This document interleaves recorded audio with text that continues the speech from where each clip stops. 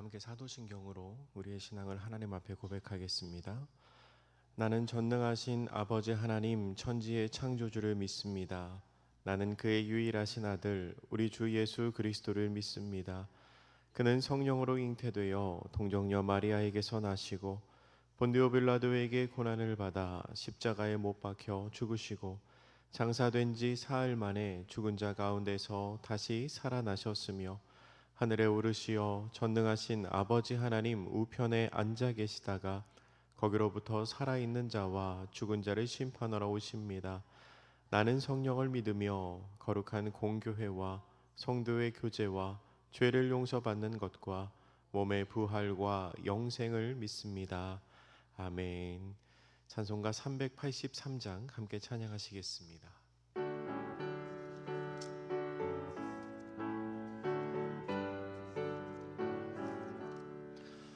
눈을 들어 산을 보니 도움 어디서 오나 천지 지은 주 하나님 나를 도와주시네. 나의 발이 실족 않게 주가 깨어 지키며 택한 백성 항상 지켜 길이 보호하시네. 도우시는 하나님이 내게 그늘 되시니 낮의 해와 밤의 달이 너를 상치 않겠네. 내게 화를 주지 않고 본을 보호하시며 너의 출입 지금부터 영영 인도하시리. 아멘.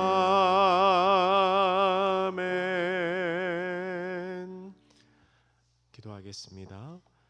사랑해 주님 감사합니다. 지난밤에도 저희를 지키시고 이 새벽에 저희를 깨워 주님 앞에 예배하는 것으로 이 한날을 시작하게 하시니 감사합니다. 우리가 지금 찬양하며 고백한 대로 우리의 길을 보호하시고 우리를 도우시고 해와 달로 말미암아 상하지 않게 하여 주시고 우리의 출입을 인도하시는 분이 오직 하나님이심을 믿음으로 고백합니다.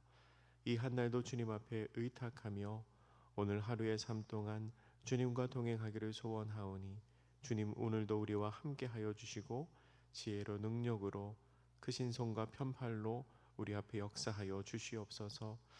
사모하는 마음으로 주님을 예배합니다. 이 예배를 기뻐 받으시며 하나님의 마음을 알게 하시고 기도로 주님 앞에 나아가게 하여 주시옵소서. 감사드리며 예수님의 이름으로 기도드립니다. 아멘. 오늘 우리에게 주신 하나님의 말씀은 열왕기상 20장 말씀입니다. 열왕기상 20장 1절부터 12절까지의 말씀입니다.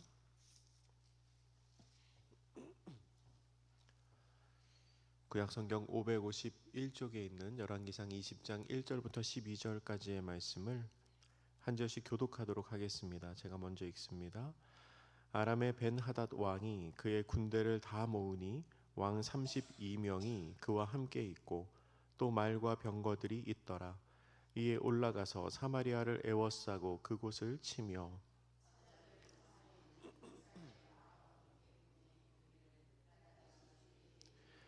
내 은금은 내 것이요 내 아내들과 내 자녀들의 아름다운 자도 내 것이니라 하매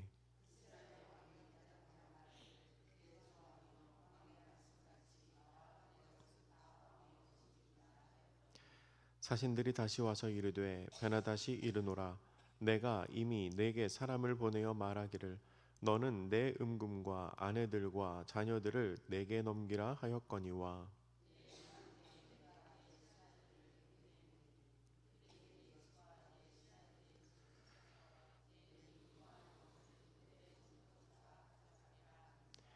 이에 이스라엘 왕이 나라의 장로를 다 불러 이르되 너희는 이 사람이 악을 도모하고 있는 줄을 자세히 알라.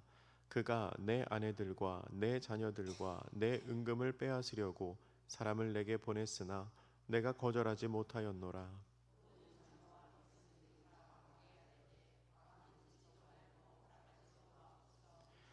그러므로 왕이 벤하닷의 사신들에게 이르되 너희는 내 주 왕께 말하기를 왕이 처음에 보내 종에게 구하신 것은 내가 다 그대로 하려니와 이것은 내가 할 수 없나이다 하라 하니 사자들이 돌아가서 보고하니라.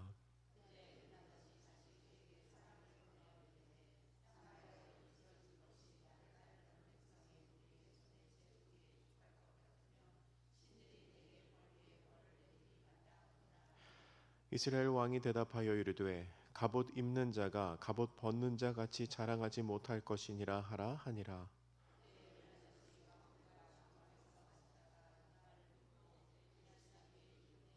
너희는 진영을 치라 하매 곧 성읍을 향하여 진영을 치니라. 아멘. 아멘. 이제 에바다 찬양대가 하나님을 찬양하겠습니다.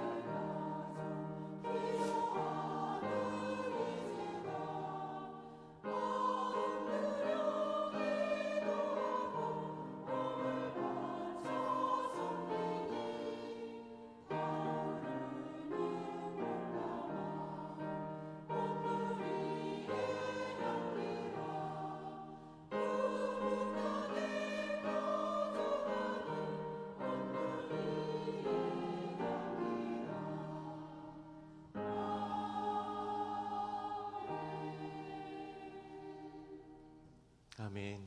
귀한 찬양 우리 하나님께서 영광 받으신 줄로 믿습니다.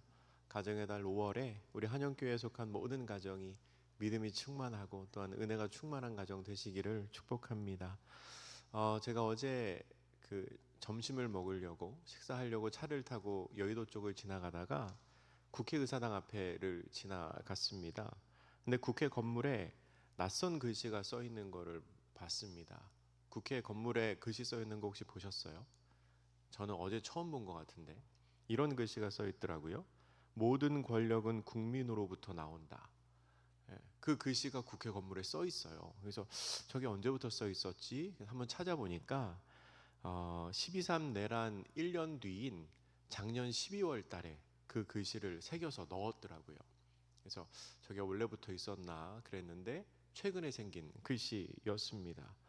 모든 권력은 국민으로부터 나온다라는 것이 사실 지금 우리에게는 너무 당연한 말이죠. 권력이 국민으로부터 나오고 인간이 법과 제도를 통해 인격과 안전이 보장되는 것, 우리에게는 너무나 당연한 이야기이지만 근데 인류의 역사를 전체로 두고 보았을 때는 사실 이러한 시대를 살아가는 것이 그렇게 오래된 일은 아닙니다. 민주주의라고 하죠. 권력이 사람들로부터 나온다는 그 민주주의 제도가 시작된 것은 인류의 역사를 한 6,000년으로 보았을 때 그 기간 중에서 5%도 되지 않는 최근에 한 300년 정도 되는 그것도 초창기에는 지금과 같은 민주주의는 아니었지요. 그래도 넓게 봐서 몇백 년이 되지 않는 그런 제도라는 것입니다. 그러면 민주주의 시대 이전에는, 그 전에는 사람들이 어떤 것에 가치를 두고 살아갔을까요? 물론 나라를 지탱하는 법이나 종교, 제도는 어느 시대에나 있었습니다. 수천 년 전부터 있었지요. 그러나 현대 시대 이전에는, 그러니까 불과 수백 년 전까지는 힘의 논리가 지배적이었습니다. 특히 나라와 나라 사이에는 더욱 힘의 논리가 우선이었지요. 힘이 있다고 해서 약한 사람을 때리거나 그의 소유를 빼앗으면 안 된다라는 것은 너무나 당연한 상식입니다. 그렇지만 약 100년 전만 해도 그렇지 않았습니다. 사람들 사이에도 등급이 있다고 생각을 했고요. 그리고 힘이 있으면 함부로 해도 된다고 생각을 했습니다. 사람을 나라로 바꾸어도 똑같이 적용이 됩니다. 힘이 센 나라가 힘이 약한 나라를 핍박하고 유린하고 빼앗는 것. 지금 보면 되게 이상하지만 그러나 그때는 그게 당연한 일이었습니다. 사실 지금도, 요새도, 오늘도 그러한 힘의 논리가 돌아오는 것 같은 우려 섞인 시선을 우리가 가지고 살아가고 있지요. 오늘 본문은 그러한 힘의 논리의 시대가 지배하던 폭력의 시대의 모습을 보여줍니다. 그런데 읽다 보면 오늘 우리가 살아가는 시대와 좀 비슷하기도 합니다. 본문 1절은 이렇게 기록합니다. 아람의 베나닷 왕이 그의 군대를 다 모으니 왕 32명이 그와 함께 있고 또 말과 병거들이 있더라. 이에 올라가서 사마리아를 에워싸고 그곳을 치며. 아람의 왕 베나닷이라는 사람이 군대를 모아서 북이스라엘을 칩니다. 이 베나닷이 어떤 사람인가에 대해서는 학자들의 의견이 갈립니다. 열왕기상 15장에서 유다의 아사 왕을 도와서 이스라엘 왕 바하사를 침공했던 베나닷이라는 사람인지, 아니면 베나닷은 개인의 이름이 아니라 왕조의 이름이기 때문에 우리가 애굽의 왕을 바로라고 부르는 것처럼 아람의 왕을 베나닷이라고 부릅니다. 15장에 나오는 그 베나닷의 아들이다라고 주장하는 사람들도 있습니다. 어쨌든 이 베나닷은 고대 근동 지방에서 아람의 지위를 단단하게 하기 위해서 남쪽에 있는 이스라엘을 침공한 것으로 보입니다. 당시 아람의 북쪽에 이제 아수르가 있었는데 아수르를 훗날에 치기 위해서 먼저 남쪽에 있는 이스라엘을 정복을 하고 방향을 돌려서 북쪽으로 가려고 했었던 것이지요. 베나닷은 당시에 아람의 속국으로 있었던 32개의 도시의 왕들을 모아서 이스라엘에 쳐들어오게 되는데, 이스라엘은 변변한 전투도 한번 해보지 못하고 수도 사마리아를 포위당하게 됩니다. 순식간에 사마리아가 포위되었다는 것은 두 나라 사이의 군사력의 차이, 힘의 차이가 매우 컸다는 것을 보여주는 장면입니다. 베나닷은 아합에게 사람을 보내어 이렇게 말합니다. 3절에 보면 이렇게 말하지요. 내 은금은 내 것이요 내 아내들과 내 자녀들의 아름다운 자도 내 것이니라 하매. 여러분, 이게 무엇입니까? 무슨 말입니까? 네가 가진 모든 게 다 내 거다. 다르게 말하면 조공을 바치라는 겁니다. 싸워봐야 우리가 이길 것이 뻔하기 때문에 괜히 시간 낭비하지 말고 힘 낭비하지 말고 그냥 항복하고 우리를 주인으로 모시라는 겁니다. 참 무리한 요구이지요. 지금 보면 너무 무례한 요구입니다. 단지 힘이 강하다고 해서 어떻게 힘이 약한 나라를 향하여 네 아내도 네 은금도 다 내 거다 라고 말할 수 있습니까? 그런데 이 말을 들은 아합이 뭐라고 할까요? 우리 오늘 본문의 4절 말씀 같이 한번 읽어볼까요? 4절입니다. 시작. 이스라엘의 왕이 대답하여 말하기를 내 주 왕이여 왕의 말씀같이 나와 내 것은 다 왕의 것이니이다 하였더니. 아합이 뭐라고 대답하죠? 네, 알겠습니다. 그렇게 말합니다. 베나닷의 갑작스러운 침공으로 수세에 몰린 아합은 저항할 의지가 전혀 없습니다. 베나닷이 원하는 대로 다 준다고 말합니다. 왜 그렇지요? 싸워봐야 질 것이 뻔하기 때문입니다. 그러자 베나닷이 어떻게 반응을 보일까요? 처음에 요구했던 것으로 만족하지 않습니다. 힘에 의한 욕심은 끊임이 없기 때문입니다. 베나닷은 아합의 비굴한 태도에 고무되어서 이전보다 더 심한 요구를 합니다. 5절과 6절을 제가 한번 읽어보겠습니다. 사신들이 다시 와서 이르되 베나닷이 이르노라 내가 이미 네게 사람을 보내어 말하기를 너는 내 은금과 아내들과 자녀들을 내게 넘기라 하였거니와 내일 이맘때에 내가 내 신하들을 네게 보내리니 그들이 내 집과 내 신하들의 집을 수색하여 내 눈이 기뻐하는 것을 그들의 손으로 잡아 가져가리라 한지라. 여러분, 이게 무슨 말인가요? 이거는 약탈을 하겠다는 뜻입니다.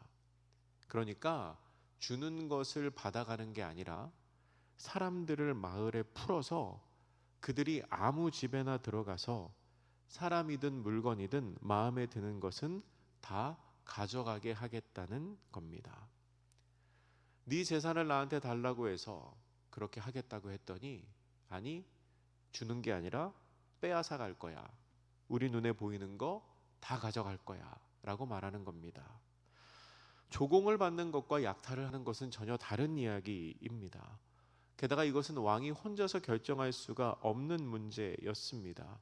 이제는 왕 개인의 소유가 아니라 모든 이스라엘 사람들과 그들의 재산, 생명이 달린 문제이기 때문입니다. 그래서 아합 왕은 나라의 장로들을 불러서 회의를 합니다.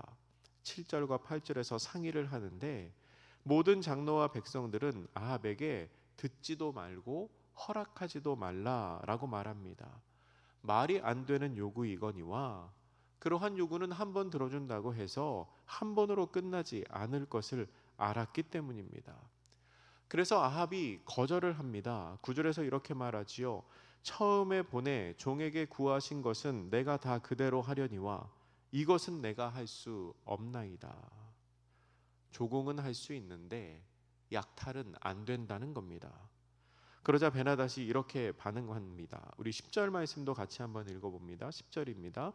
그때 베나닷이 다시 그에게 사람을 보내어 이르되 사마리아에 부스러진 것이 나를 따르는 백성의 무리의 손에 채우기에 족할 것 같으면 신들이 내게 벌 위에 벌을 내림이 마땅하리라 하매. 아멘. 말을 빙빙 꼬아서 이게 무슨 말이야 싶지만 쉽게 말하면 사마리아를 가루도 안 남게 만들겠다는 겁니다. 사마리아를 다 부서뜨린 게 내 손에 남아 있으면 내가 신에게 벌을 받을 거다. 사마리아는 가루도 안 남을 거다라고 말하는 겁니다.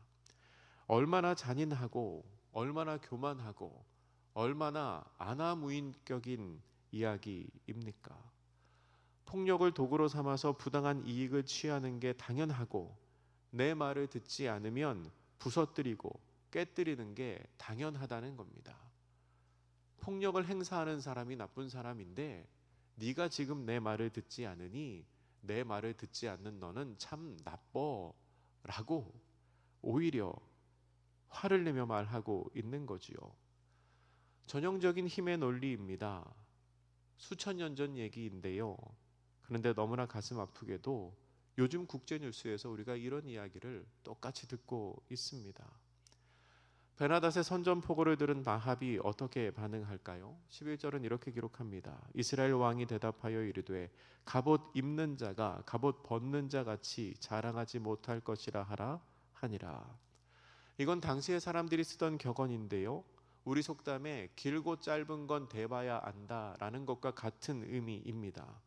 원래의 뜻은 진짜 군인은 갑옷을 입을 때 자랑하지 않고 갑옷을 벗을 때 자랑한다라는 뜻인데, 그러니까 전쟁의 승리에서 갑옷을 벗기 전까지는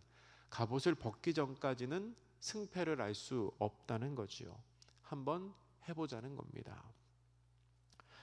우리가 읽은 오늘의 본문에는 하나님이 안 나옵니다. 대신에 자신의 힘을 믿는 사람들이 나오지요. 힘이 센 베나닷은 무례하고 폭력적입니다.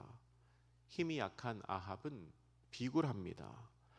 이렇게 보면 베나닷이 나쁜 사람 같고 아합이 불쌍한 사람처럼 보이지만 사실은 그렇지도 않습니다. 왜냐하면 아합 자신도 본인이 힘의 우위에 있을 때에는 힘이 없는 존재에게 똑같이 폭력적으로 대하기 때문입니다. 뒤에 나오는 이야기이지만 아합과 이세벨은 마음에 드는 포도원을 차지하기 위해 그 땅의 주인인 나봇을 죽이기까지 했습니다. 이 장면에서는 아합이 불쌍해 보이지만 아합도 똑같이 힘의 논리로 살아가는 사람이었던 겁니다. 힘이 있으면 그것을 사용하고 싶은 것이 당연한 인간의 본성입니다. 하지만 세상은 그것이 맞다고 말하고 그것이 사람의 본성일지라도 그렇게 살아가는 세상이니까 그렇게 행동하는 것이 지혜롭다고 말할지라도 우리 기독교인은, 믿는 사람들은 그렇게 살아가서는 안 됩니다. 우리는 힘의 논리가 아니라 십자가의 논리로 살아가야 합니다.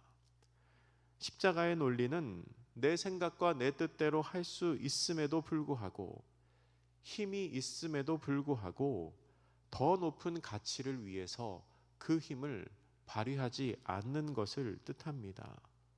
내가 할 수 있음에도, 나에게 그러한 권한이 있음에도 다른 사람을 생각하고 배려해서 내가 참고 내가 희생하는 것입니다. 예수님도 그 마음으로 십자가를 치셨습니다.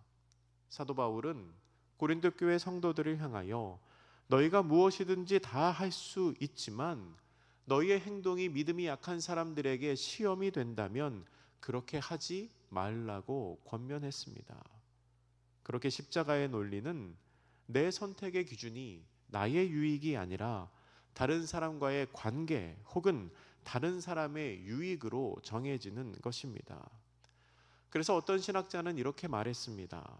무엇을 선택해야 옳을지 의심이 들 때는, 무엇을 선택해야 할지 모를 때에는 십자가의 논리를 선택하십시오. 이게 무슨 의미일까요? 무엇을 선택해야 할지 모를 때에는 다른 사람에게 유익이 되는 선택을 하라는 겁니다. 무엇을 선택해야 할지 모를 때에는 나의 유익을 위한 선택이 아니라 다른 사람을 유익하게 하는 선택을 하라는 거지요. 그게 십자가의 논리라는 겁니다. 힘의 논리와는 반대입니다. 사랑하는 성도 여러분, 우리는 힘의 논리로 살아가는 사람들이 아니라 하나님의 뜻대로 살아가는 사람들이 되어야 합니다. 힘의 논리가 지배한 이 세상에서 내가 할 수 있음에도 불구하고, 나에게 그러한 권한이 있음에도 불구하고 다른 사람을 생각해서, 다른 사람을 배려해서 내가 참고 내가 희생하고 다른 사람의 유익을 위하여 살아가는, 그러한 십자가의 논리로 살아가는 복된 성도님들 되시기를 주님의 이름으로 축복합니다. 함께 기도하실 때에 하나님, 우리가 세상의 방법을 따라 살아가는 것이 아니라 하나님의 방법으로 살아가는 사람 되게 하여 주시옵소서. 다른 사람을 위한 선택이 무엇입니까? 오늘도 그 선택을 하며 살아가게 하옵소서. 함께 기도하겠습니다. 사랑이 많으신 하나님 감사합니다. 우리의 삶을 통하여 하나님의 영광이 드러나고 하나님의 은혜가 드러나기를 원합니다. 폭력의 논리, 힘의 논리, 그것으로 말미암아 자신의 유익만을 추구하는 세상 속에서 우리가 어떠한 삶을 살아야 할지 고민하게 하시며, 세상 속에서 하나님의 영광을 드러내는 것이 무엇인지 고민하게 하여 주시며, 또한 힘의 논리가 아니라 폭력의 논리가 아니라 오직 주께서 우리에게 보여주신 그 가르침을 따라 살아가는 하나님 나라의 백성들이 다 되게 하여 주시옵소서. 우리는 참으로 부족하고 연약합니다. 나의 생각과 나의 힘으로 살아가기에는 이 세상에서 믿음을 중이고 중심을 지키는 것이 쉽지 않습니다. 그러나 그 모든 것을 통해 주를 바라보게 주시옵소서. 사랑의 하나님, 이 세상이 다시금 힘의 논리를 따라 변해가는 것처럼 보여 참으로 우려스럽습니다. 세상이 힘과 돈과 폭력의 논리를 따라 변화하더라도 저희는 하나님의 뜻과 십자가의 논리를 붙들고 살아가는 사람들 되게 하여 주시옵소서. 능력이 없어 보일지라도 타협하지 않게 하시며 연약한 자들에 대한 시선을 놓치지 않게 하옵소서. 나를 위한 선택이 아니라 다른 사람에게 유익이 되는 선한 선택을 하는 오늘 하루가 되게 하여 주시옵소서. 사랑과 능력의 하나님, 주님의 손길이 필요하여 주의 도우심을 사모하며 이 새벽에 나온 주의 백성들이 있습니다. 기억하여 주시고 은혜와 능력을 허락하여 주시옵소서. 환우들을 기억하시사 회복의 은혜를 허락하여 주시옵소서. 어르신들의 건강을 지켜 주시옵소서. 문제를 가지고 나온 그 모든 기도의 제목이 주의 뜻 안에서 응답되는 역사가 있게 하여 주시옵소서. 오늘 하루의 삶 속에서 주와 동행하게 하시며 또한 내가 만나는 모든 사람들에게 주의 은혜를 전하는 하루가 되게 하여 주시옵소서. 감사드리며 예수님의 이름으로 기도드립니다. 아멘. 하늘에 계신 우리 아버지, 아버지의 이름을 거룩하게 하시며 아버지의 나라가 오게 하시며 아버지의 뜻이 하늘에서와 같이 땅에서도 이루어지게 하소서. 오늘 우리에게 일용할 양식을 주시고 우리가 우리에게 잘못한 사람이 용서하여 준 것 같이 우리 죄를 용서하여 주시고 우리를 시험에 빠지지 않게 하시고 악에서 구하소서. 나라와 권능과 영광이 영원히 아버지의 것입니다. 아멘.